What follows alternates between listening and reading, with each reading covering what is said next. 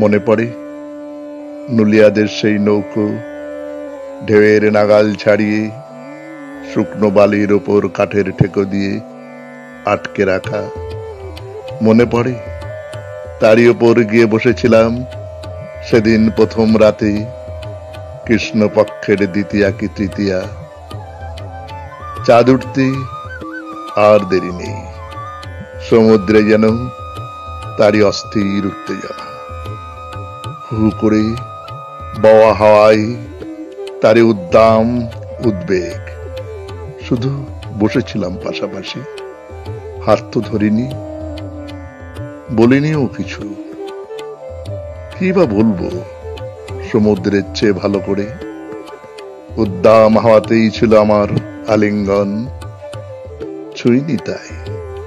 মনে কি পড়ে হঠাৎ নৌকোটা উঠেছিল দুলে, বুঝি হাওয়ায় বালি সরে গিয়ে কাঠের ঠেকো একটু নড়ে ওঠে, কিংবা বুঝি সমুদ্রেরই ডাকে একটু শিউরে উঠেছিলে, হেসে উঠেছিলে। তারপর যদি একই প্রশ্ন বুঝি উঠেছিল দুজনের চোখে ঝিলিক দিয়ে, যদি নৌকো যায় ভেসে চাঁদ ওঠার ওই থমথমে প্রহরে, তরল রাত্রির মতো নীলা গলানো এই সমুদ্রে, যদি নৌকো ভেসে যায় হঠাৎ সম্ভবের এই কঠিন শাসন, কাঠের ঠেকুর মতো ঠেলে ফেলে,